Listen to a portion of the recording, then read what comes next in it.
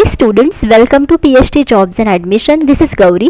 सो इस वीडियो में मैं आप सभी के साथ गुरुकुल कांगरी रेट एग्जामिनेशन जो होने वाली है उसमें जो रिसर्च मेथोडोलॉजी का सिलेबस है वो सिखा रही हूँ। And in today's session we are going to see the unit 2 of research methodology, जिसमें मैं आप सभी को रिव्यू ऑफ लिटरेचर सिखाऊंगी by using MCQs.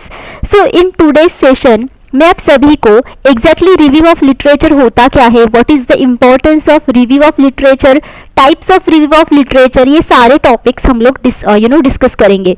That's why ये वीडियो आपको एंड तक देखना है। एंड इस वीडियो को देखने के बाद आपके जो सारे डाउट्स है relevant to review of literature वो भी क्लियर हो जाएंगे। ओके सो स्टूडेंट्स, जैसे ही आप सभी के एग्जाम 30 जुलाई को है एंड दैट्स वाई आप सभी के पास अभी काफी समय है रिसर्च मेथोडोलॉजी को स्टडी करने के लिए। Okay that's why global online team आप सभी के लिए रिसर्च मेथोडोलॉजी के ऊपर कंप्लीट कोर्स लेकर आई है, जिस कोर्स की मदद से आप गुरुकुल कांगरी रेट एग्जाम को क्वालिफाई कर सकते हो। बिकॉज इस एंट्रेंस एग्जाम में paper 1 is for research methodology, जिसके लिए आपको 50% MCQs पूछे जाते हैं। एंड अगर आपको रेट एग्जाम को क्वालिफाई करना है देन आप सभी को रिसर्च मेथोडोलॉजी सेक्शन में 40% मार्क्स स्कोर करने हैं। एंड दैट्स व्हाई आप सभी लोग कंप्लीट कोर्स की मदद से रिसर्च मेथोडोलॉजी का अच्छे तरीके से स्टडी करके आप सिर्फ रिसर्च मेथोडोलॉजी में 40% से भी ज्यादा मार्क्स स्कोर करके गुरुकुल कांगरी रेट एग्जाम को क्वालिफाई कर सकते हो। सो इन दिस कोर्स हम सभी आपको full syllabus video lectures provide करते हैं, जिसमें थियरीज एंड MCQs दोनों भी आते हैं। हम सभी आपको full syllabus notes and mock test provide करते हैं। सो बेसिकली हमारे पास ऐसे 10 मॉक टेस्ट्स अवेलेबल है and each mock test contains 40 MCQs। That's why overall आपके इसमें 400 MCQs कवर हो जाते हैं। हम सभी आपको 1500 से भी ज्यादा MCQs रिवीजन PDF प्रोवाइड करते हैं, जिस PDF की मदद से आप सारे टॉपिक्स को एक ही PDF में रिवाइज कर सकते हो। एंड दैट्स वाई गारंटीड आपको 80% MCQs इसी PDF में से मिलते हैं out of 100% MCQs in the research methodology section of rate exam. And ये जो सारा स्टडी मटेरियल है ये आपको हिंदी और इंग्लिश ये दोनों ही लैंग्वेज इसमें मिलता है। सो स्टूडेंट्स, अगर आप कोर्स को परचेस करना चाहते हो देन इधर आप ग्लोबल ऑनलाइन ऐप डाउनलोड कीजिए फ्रॉम द प्ले स्टोर, जिसके लिए मैंने लिंक इस वीडियो के डिस्क्रिप्शन बॉक्स में आप सभी के साथ शेयर की है, या फिर आप इनमें से किसी भी नंबर्स पर जाकर व्हाट्सएप थ्रू मुझे कॉन्टैक्ट कर सकते हो। And the course fees are only 699 rupees which are really very less. And income fees में ग्लोबल ऑनलाइन टीम आप सभी को गारंटीड सिलेक्शन का वादा करती है कि गारंटीड आप रेट एग्जाम को क्वालिफाई करके PhD के लिए सिलेक्ट हो जाते हो। सो यहाँ पे जितने भी सारे यूनिट्स मैंने मेंशन किए हैं, सो बेसिकली ये सारे यूनिट्स हमने कंप्लीट कोर्स में कवर किए हैं। एंड इन सारे यूनिट्स के ऊपर आपको रेट एग्जाम में क्वेश्चंस पूछे जाते हैं। Okay so now let us start with this session. Now the question 1 is a systematic review of literature adopts. Now systematic review of literature exactly कौन से प्रोसीजर को अडॉप्ट करता है। अडॉप्ट का मतलब होता है कि कौन सी प्रोसीजर को फॉलो करता है। So whether it is explicit procedures या फिर इम्प्लिसिट प्रोसीजर्स या फिर पर्सनल चॉइस प्रोसीजर्स या फिर peer suggested procedures. So students, review of literature का मतलब होता है कि जो पहले ऑथर्स ने काम किया है ऑन द टॉपिक, जिस टॉपिक के ऊपर आप लोग अभी स्टडी करना चाहते हो, ओके उनको रिव्यू करना।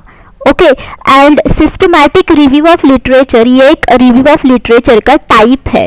Okay so systematic review of literature as the name suggests, okay basically आपको बताता है कि आपको कौन सी इंफॉर्मेशन मिली है from the literature, as well ये आपको बताता है कि how and where information is searched, मतलब आपको इंफॉर्मेशन कहाँ से मिली है एंड आपने इंफॉर्मेशन कैसे सर्च की है। एज वेल आपने कौन से टूल्स को इस्तेमाल किया है, आपने कौन से टैक्टिक्स को इस्तेमाल किया है, ये भी आपको सिस्टमैटिक रिव्यू ऑफ लिटरेचर बताता है। एंड दैट्स व्हाई इसमें काफी सारे सिस्टमैटिक एंड एक्सप्लिसिट प्रोसीजर्स होते हैं। एक्सप्लिसिट का मतलब होता है कि स्पष्ट, मतलब काफी सारे स्पष्ट प्रोसीजर्स होते हैं इसमें। Okay and that's why systematic review of literature adopts explicit procedures, यानी कि स्पष्ट procedures. Okay phase of evaluation which establishes the authenticity of the source is called. So from this options इनमें से कौन सा ऑप्शन ऐसा है जिसका डेफिनेशन ये है कि वो एक इवैल्यूएशन का फेज है जो बेसिकली सोर्स की ऑथेंटिसिटी को इस्टेब्लिश करने में हमारी हेल्प करता है. Okay, so whether it is internal criticism, weather it is critical criticism, whether it is external criticism, whether it is deductive criticism. Okay, so students, external criticism is the phase of evaluation which establishes the authenticity of the source. Okay, so external criticism ये एक evaluation की phase है जो basically source की authenticity को establish करता है, यानी कि सोर्स की ऑथेंटिसिटी को ये प्रूव करता है. Okay, this proves it. So exactly what happens in external criticism? Okay, so basically external criticism examine करता है external factors को. So basically sources के जितने भी सारे external factors होते हैं, ये सारे external factors को external criticism में examine किया जाता है ताकि हम उनके authenticity को and credibility को establish कर सके, उनको टेस्ट कर सके. एज वेल इसमें हम लोग एनालाइज करते हैं कि सोर्सेस का ओरिजिन क्या है, as well we analyze its authorship, then publication and their context as well. Okay, as well it assess reputation and expertise of author, then publication details, potential biases and consistency of information. So external criticism में हम लोग ये भी देखते हैं कि exactly author का reputation क्या है, वेदर ऑथर इज एक्सपर्टाइज और नॉट, एज वेल जितने भी सारे उसके पब्लिकेशन के डिटेल्स होते हैं वो भी हम लोग इसमें चेक करते हैं. एज वेल अगर कोई पोटेंशियल बायसेस हुए हैं या नहीं हुए हैं, that also we check it. As well information की कंसिस्टेंसी हम लोग चेक करते हैं, यानी कि इंफॉर्मेशन कितना स्टेबल है वो भी हम लोग इसमें चेक करते हैं. That's why here the correct answer is 3. Okay, because अगर आपको sources की authenticity को establish करना है, then it is called as external criticism. Because sources ये हमेशा हमारे लिए external factors होते हैं. External factors यानी कि बाहर के factors. Okay, मतलब बाहर के sources को इस्तेमाल करके हम लोग हमारा research करते हैं. So these are called as external factors and sources ये हमेशा external factors ही रहते हैं. Okay. Now let us see what is deductive criticism. What does it mean? So deductive criticism में हम सभी लोग logical reasoning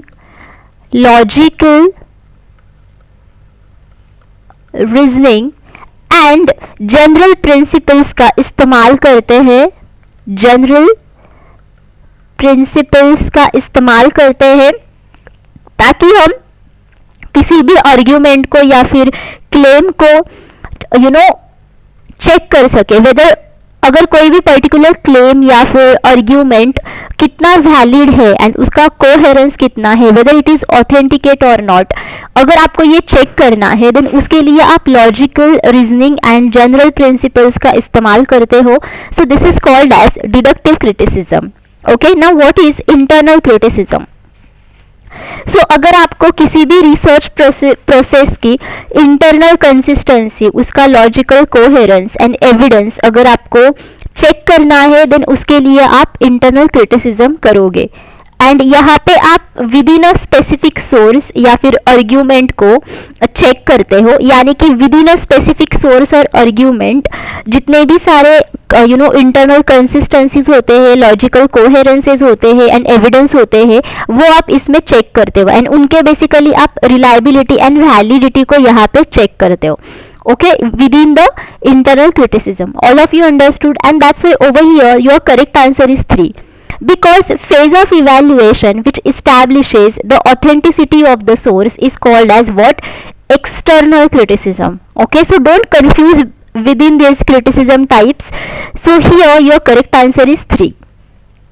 Summarizing and interpreting primary studies related to the identified research question or objective in a qualitative manner is called. So इनमें से कौन सा review ऐसा है जिसमें आप प्राइमरी स्टडीज को समराइज करते हो एंड उनको इंटरप्रेट करते हो. सो बेसिकली ये जो सारे प्राइमरी स्टडीज होते हैं, these are relevant to the identified research question and as well these are relevant to the objective in a qualitative manner. So whether they are called as qualitative review या फिर realistic review या फिर narrative review या फिर Meta review. So students, the correct answer for this is narrative review, because narrative review में हम सभी लोग प्राइमरी स्टडीज को समराइज करते हैं एंड उसको इंटरप्रेट करते हैं. सो बेसिकली ये जो सारे प्राइमरी स्टडीज होते हैं वो रिसर्च क्वेश्चन के साथ रिलेवेंट होते हैं एंड एज वेल जो ऑब्जेक्टिव होता है हमारा रिसर्च क्वेश्चन के लिए उसके साथ भी रिलेवेंट होते हैं. सो बेसिकली ये जो सारे ऑब्जेक्टिव्स होते हैं ये बेसिकली क्वालिटेटिव ऑब्जेक्टिव्स होते हैं. Okay, and that's why students, narrative review is nothing but the research question on specific area of interest. So जिस एरिया में हमारा इंटरेस्ट होता है, सो उस एरिया के आधार पर जो भी हम लोग रिसर्च क्वेश्चन बनाते हैं, so this is nothing but what narrative review. And that's Y narrative review हम सभी को हेल्प करता है ताकि हम क्रिटिकल एंड ऑब्जेक्टिव एनालिसिस कर सके on the current knowledge for study. Okay, that's why here your correct answer is 3. Now let us see what is realistic review. What does it mean? So basically realistic review हम सभी को help करता है ताकि हम study का जो result है उसको अंडरस्टैंड करें. सो फॉर एग्जांपल, अगर कोई भी स्टडी पहले से ही कंडक्ट हो चुका है, देन उसके जो रिजल्ट्स होते हैं उनको हम क्वालिटेटिव रिव्यू में अंडरस्टैंड उसको हम रियलिस्टिक रिव्यू में अंडरस्टैंड करते हैं. Okay, and basically it explain outcomes of complex intervention program. Okay, so complex intervention program के जो आउटकम्स होते हैं वो रियलिस्टिक रिव्यू में एक्सप्लेन किए जाते हैं. एंड दैट्स वाई देखो, जो स्टडी पहले से ही कंडक्ट हो चुका है उसके जो रिजल्ट्स होते हैं उनको हम रियलिस्टिक रिव्यू से अंडरस्टैंड कर सकते हैं. Okay, now let us see what is meta review. So यहाँ पे जो रिव्यूअर होता है, so basically reviewer has access to reviews and को reviewers.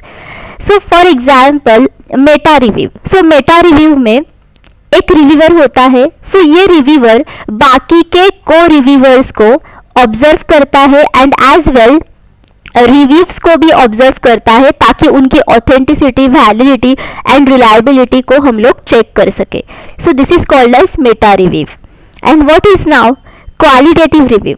So findings from qualitative studies are aggregated, integrated and interpreted. So qualitative research के जो findings होते हैं उनको qualitative review में इकट्ठा किया जाता है, उनको integrate किया जाता है एंड as well उनको interpret किया जाता है. interpret का मतलब होता है कि उनका conclusion निकाला जाता है.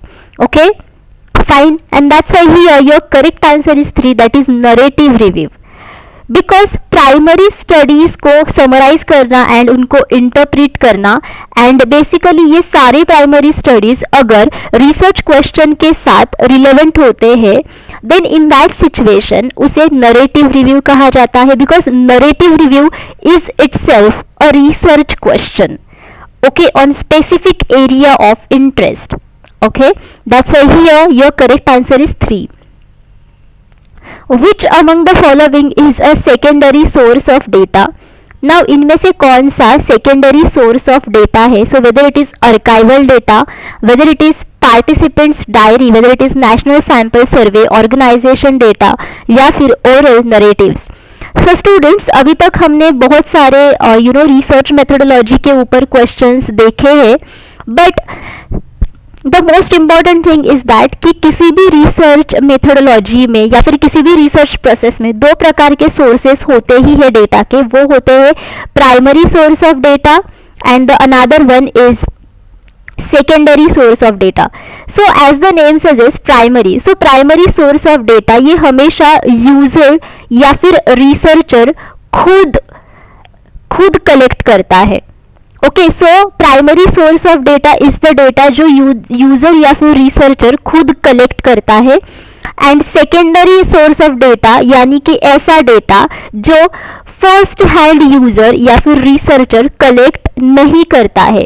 सो बेसिकली फॉर एग्जांपल अगर कोई भी प्राइमरी डेटा मेरे पास है एंड अगर वो प्राइमरी डेटा मैं किसी दूसरे पर्सन को दे रही हूँ for his or her research, then that would be then the secondary data, because वो डेटा फर्स्ट हैंड यूजर ने कलेक्ट किया ही नहीं है. All of you getting? Because secondary data ये हमेशा सेकेंड हैंड पर्सन या फिर उससे भी ज्यादा पर्सन्स ने कलेक्ट किया होता है. ओके, फॉर एग्जाम्पल अगर आप इंटरनेट पे कोई भी आर्टिकल पढ़ते हो, देन उस आर्टिकल में काफी सारे ऑथर्स ने उनके इनपुट्स दिए हुए होते हैं, right? That's why it is called a secondary data, because वो प्राइमरी डेटा हो ही नहीं सकता है, बिकॉज प्राइमरी डेटा ये हमेशा फर्स्ट हैंड यूजर ही कलेक्ट करता है at the time of where the data is collected. All of you getting? And secondary data ये हमेशा पास्ट डेटा होता है. This is always past data. And जो प्राइमरी डेटा होता है ये प्रेजेंट डेटा होता है, because this is collected by first hand user. That's why national sample survey organization data is called as secondary source of data, because ये data government agency ने collect किया होता है एंड ये बेसिकली पास्ट डेटा होता है. This is not a present data. And यहाँ पे जो बाकी के सारे ऑप्शन है, archival data, participants diary, oral narratives, ये सारे के सारे प्राइमरी सोर्स ऑफ डेटा है. These are not secondary sources of data. Okay, that's why here your correct answer is 3. A good review of the research literature aims at. Now what is the aim of good review of the research literature? So whether it is subjective analysis of the content या फिर providing information about the authors and their affiliations या फिर generating research questions and validating those questions या फिर conducts multiple task based screening.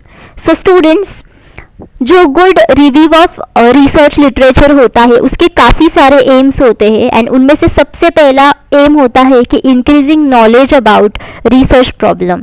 Okay, increasing knowledge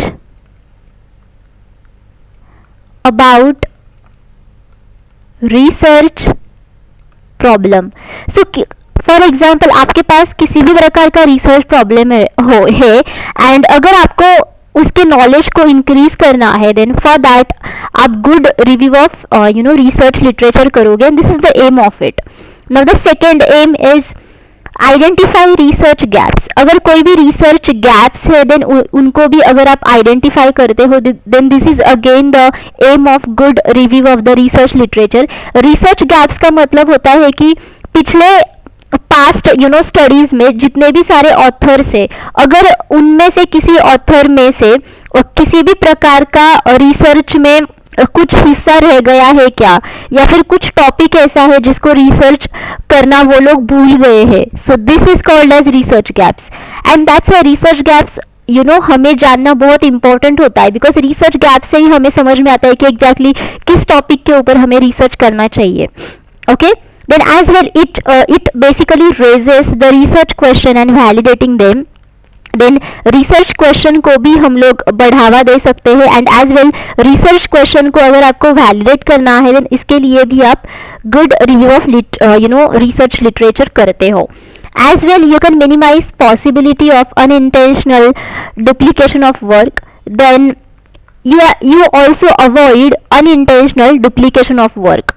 okay, and you can also evaluate promising research methodologies. जो promising research methodologies होती है उनको भी आप इसमें evaluate कर सकते हो. So all of these are the aims of good review of the research literature. So यहाँ पे जो third option है, this is the aim of good review of the research literature and that's why here your correct answer should be 3. Generating research questions and validating those questions. Okay. Which of the following is not a source of history on the basis of availability? Now इनमें से कौन सा history का source नहीं है on the basis of availability? So whether it is oral traditions, weather it is archaeological sources या फिर witness accounts या फिर literary sources. So students, history के दो प्रकार के सोर्सेस होते हैं. पहला होता है कि basis of availability, basis of availability and the second one is basis of evidence. So basis of availability में काफ़ी सारे देन सब टाइप्स है, जैसे कि ओरल ट्रेडिशंस है, oral traditions, then archaeological sources, archaeological sources, then literary sources. Okay, all of these are the types of sources of history on the basis of availability. and जो basis of evidence होता है then उसमें भी सब types है, जैसे कि primary source and the secondary source. so primary source में then witness accounts आते हैं, यानी कि eye witness accounts. And that's why witness accounts ये सोर्स ऑफ हिस्ट्री है, but these are on the basis of evidence, not on the basis of availability. That's why here your correct answer should be 3, that is witness accounts.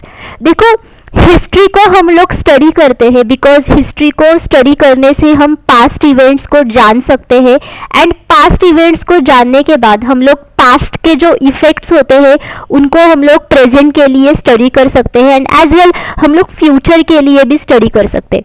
So basis of availability के आधार पर काफ़ी सारे sources होते हैं इस history के, जैसे कि oral tradition.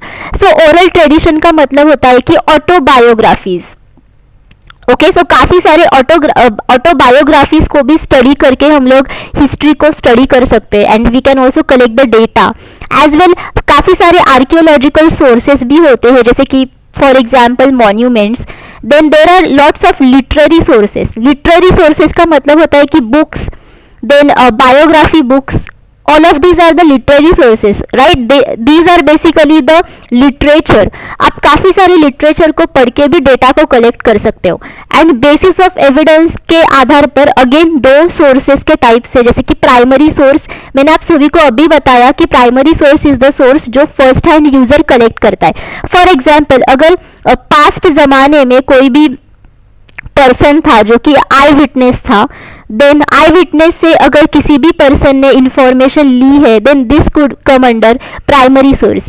And secondary source मैंने आप सभी को बताया, this is the data which is collected by second hand user, जैसे कि जो डेटा आपको इंटरनेट पे मिलता है पास्ट के बारे में.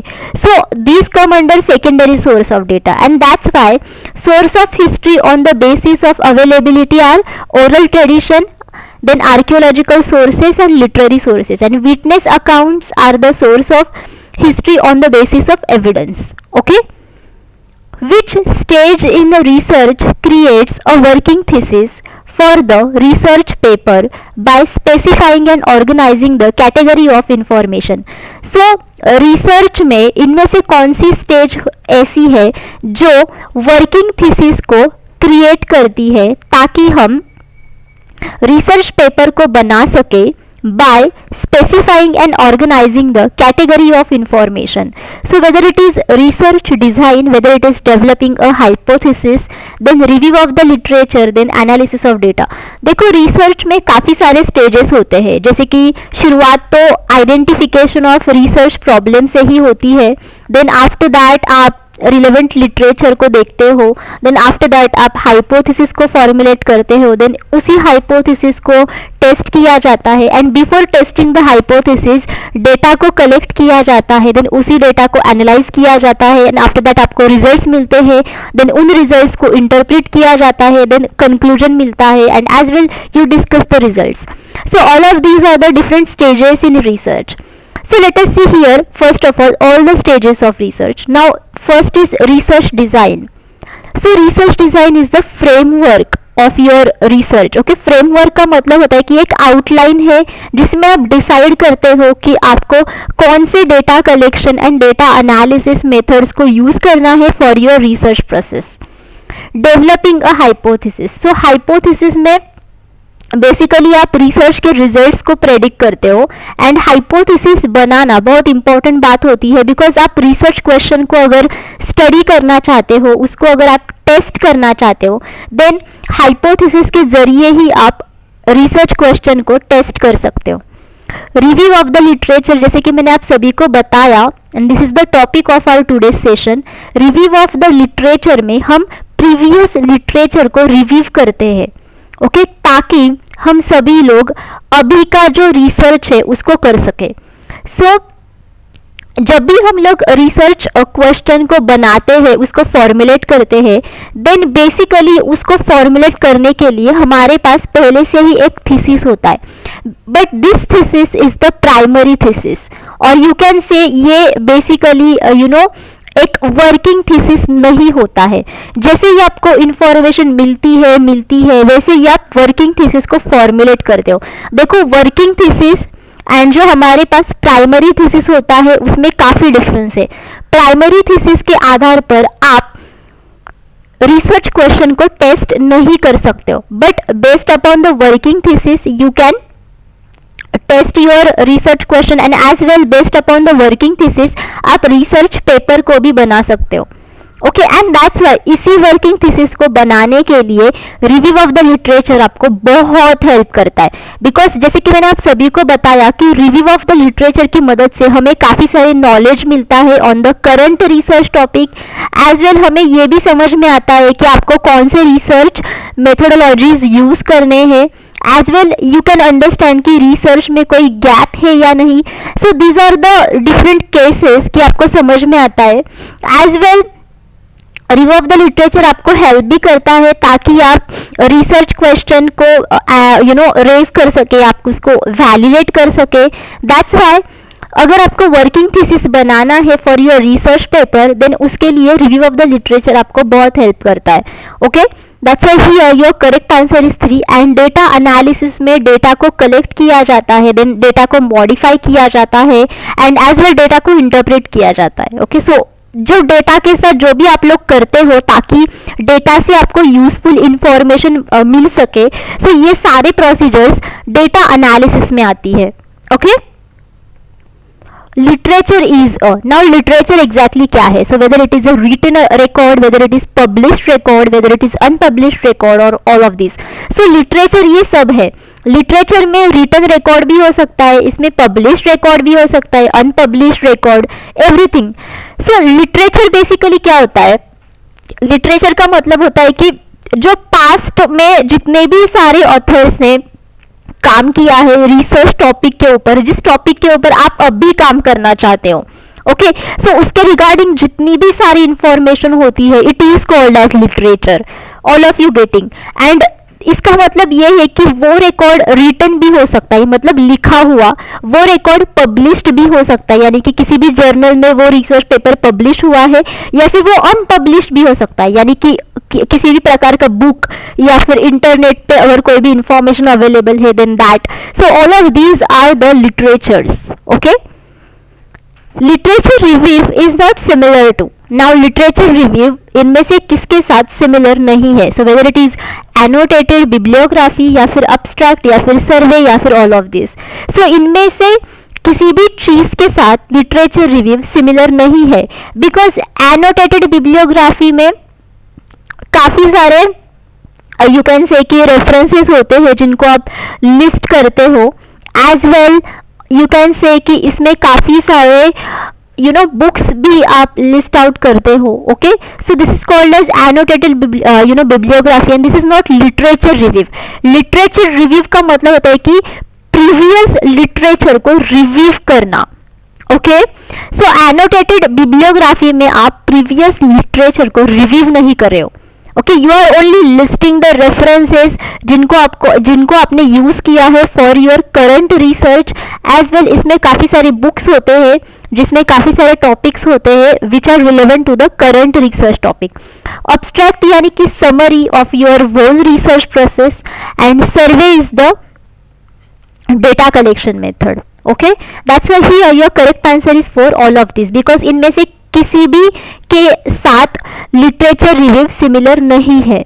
Okay, literature collected is reviewed and preferably arranged. So जिस लिटरेचर को आपने कलेक्ट किया है उसको रिव्यू किया जाता है एंड उसको प्रेफरेबली अरेंज किया जाता है। सो किस ऑर्डर के साथ आप उसको अरेंज करते हो? So whether you arrange them alphabetically, या फिर यू अरेंज देम क्रोनोलॉजिकली, या फिर यू अरेंज देम रैंडमली, या फिर none of these.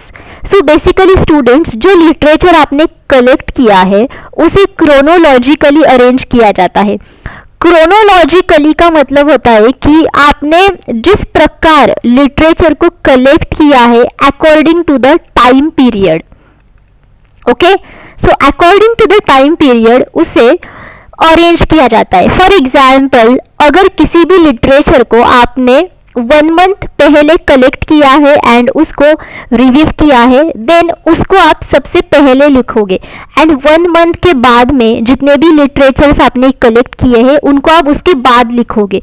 So chronologically उनको अरेंज किया जाता है, ना कि अल्फाबेटिकली. अल्फाबेटिकली यानी कि according to the alphabetical order, मतलब जैसे कि A to Z.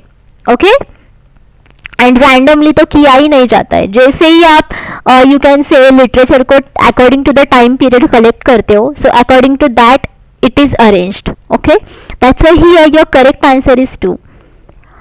So students, thank you for watching this session. I hope all of you understood everything जितना भी मैंने इस वीडियो में आप सभी के साथ डिस्कस किया है. बट स्टिल अगर आपको कोई भी डाउट है आप मुझे कमेंट करके पूछ सकते हो, मैं आप सभी को रिप्लाई करूंगी. ओके